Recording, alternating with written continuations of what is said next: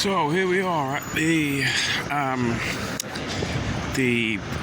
rally, I suppose, that Big Brother Watch has organised, it seems, and it's gone around on the mainstream sort of people on Twitter, like Judy Hartley-Brewer, Majid Noirs, etc., Gary Neville probably, and very low turnout. I'm actually a little bit late. I'm half an hour late, and it's quite a low turnout. Now, I actually am glad that there is a small turnout, because the problem is with Big Brother, I don't you see that building just behind there, parallel to Big Ben, this one there, that's where Big Brother Watch reside. They literally are opposite Parliament. Now, here's the problem why I'm quite happy that this is a low turnout, because I think people are starting to see through all of this facade. It's because these organisations like Big Brother Watch, Liberty, etc., they are all part of this establishment. They all go to the same pub, they drink with the MPs, drink with the civil servants, mainstream media journalists, and they all just have a laugh, and they're all friends, right? They're all part of that same club. Now, you look at Big Brother Watch, and they're proud to say it. They're funded by the Open Society. That's George Soros' society, or foundation, I should say. And these people, it's like a fake. It gives the illusion that we live in a liberal democracy. Like, oh, look, we have we allow think tanks like Big Brother Watch and Liberty, etc. But the reality is that they're staffed by people who one day are civil servants, and then one day will be working for these guys, or even one day be an MP. They're all part of the same club. And I think a lot of people, a lot of average people, are starting to wake up and see the truth, and they can see through the sort of bullshit. Now, I like to think there's also another freedom march going on. It's led by Ramesh, and I think that started in North London, in Walthamstow, and it's going towards East London.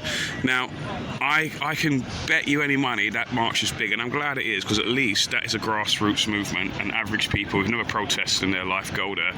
I asked people like Silky Carlo, people like that who run Big Brother Watch, have they ever been to a freedom march? I've never seen her, personally. And I expect the answer will be probably not, maybe one or two max, if even that, right? And the other thing is, you probably go, have you been jabbed?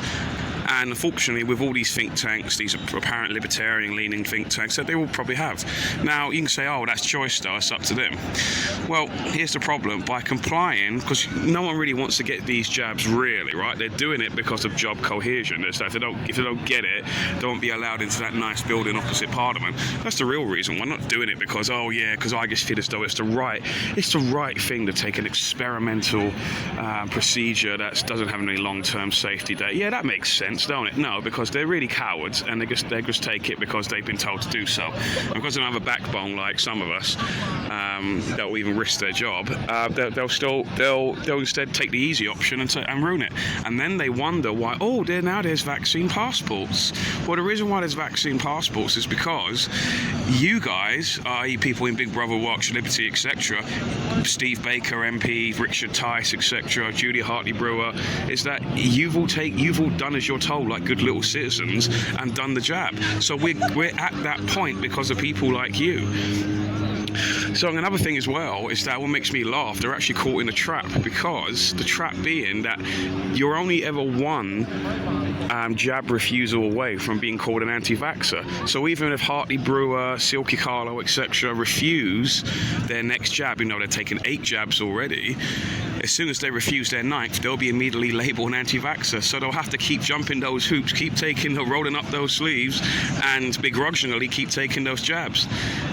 So they fell into that trap by doing so, whereas all of us who don't give a damn what labels we're called, we're the ones without having these shots. You see Lisa Shaw, talk radio presenter, she's died factually because of these jabs. Factually, that's not a conspiracy theory. Even the BBC had to report that begrudgingly to them. Good afternoon. A coroner has concluded the BBC Radio Newcastle presenter Lisa Shaw died after complications of the AstraZeneca COVID vaccination. Lisa, who was 44, died in May, 3 weeks after being given her first dose of the vaccine. Well, our news correspondent Mark Denton was at the inquest at Newcastle Civic Centre this morning and joins us now. Mark.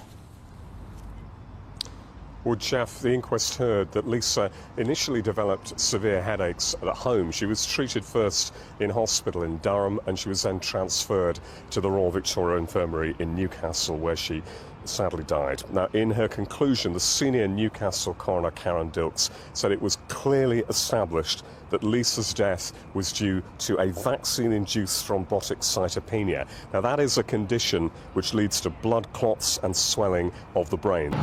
Exactly the same thing. It's the same equivalent that if you dare to question anything of, say, migration at the border, you're immediately called a racist. That's just, even though you go, well, what about the economic? No, I don't know, you're a racist, right? That's the same thing. As soon as you refuse one jab, even though you've taken 5 or 6 already, as soon as you refuse that one, you're now an anti-vaxxer. So that, people are called racist, even though they're married into, different race, different people to their race. That's still called a racist if you say anything about migration. Same thing about anti-vaxxers. The same exact game, just a different label. But so I'm hoping that Remisa's one is actually much more bigger. Hopefully I'll go there later. Ladies, I know a lot of us have seen this for a long time coming, and we've had to endure lies from ministers month after month after month. And we knew they were lying. We found the contracts. We knew that vaccine passports were being developed, and now here we are, just days away from a vote. But the Prime Minister, just like the corrupt dictator that he's becoming, stood at a lectern and told us that we will have vaccine passports. There hasn't been a vote yet. There will be on Tuesday. So we've got just a few days to make our voices heard, louder and clearer than ever. No vaccine passports. No vaccine passports. No vaccine passports. No vaccine passports. No vaccine passports. No vaccine passports. No vaccine passports. No vaccine passports. We're going to make our voices heard today. We've got plenty of placards. Please come and take one. Take it home with you. You might need to use it again as the weeks go on. We've got bags of leaflets. Please come and find us and my team. Take some leaflets and hand them out to people. We need to make it clear why we are opposed to vaccine passports. This is the beginning of a checkpoint society. It's the beginning of a two-tier Britain. We are hearing people who are unvaccinated being described as plague rats. We are hearing people say that unvaccinated people should not have jobs.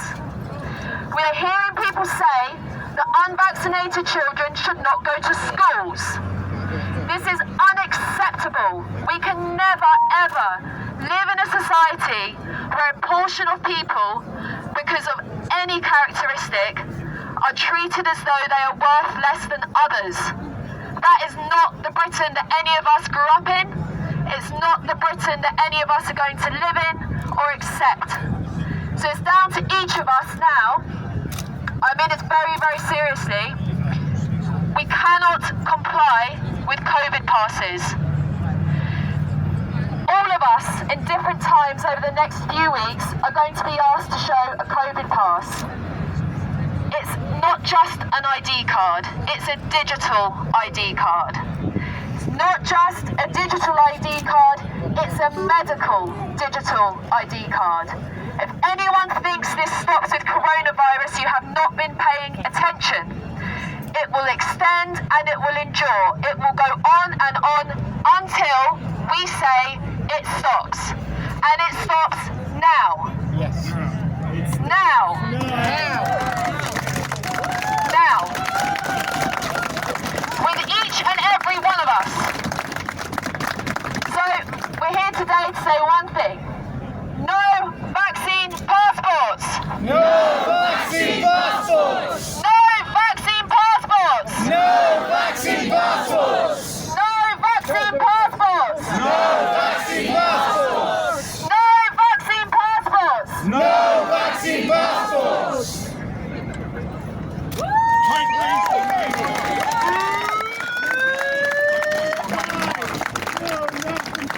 As you probably saw, that was pretty much a very low energy kind of speech that was given by Silky.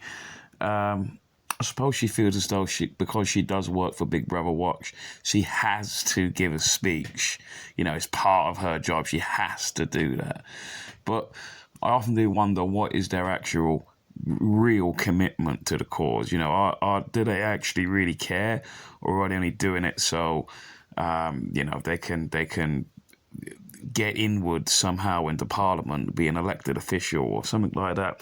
Unfortunately, you know what, when I used to hang around with, you know, back in the day when I was trying to be a politician myself, trying to be elected and whatnot, before I realised it's just all just one giant cesspool and it's just pointless trying to do it, is that I discovered that a lot of people who work for groups such as, you know, with liberty in their name, and, you know, Conservatives for Liberty, for example, you know, they're all interchangeable. They'll go be civil servants. They'll go happily draft up laws that are very authoritarian. They'll vote for them like Steve Baker did with the Coronavirus Act. I mean, as I've always said, that if you don't have your principles in times of emergency, then you never really had them at all. Steve Baker's justification is, oh, well, because it's an emergency, I'll just ditch all of my principles because someone sneezed, you know.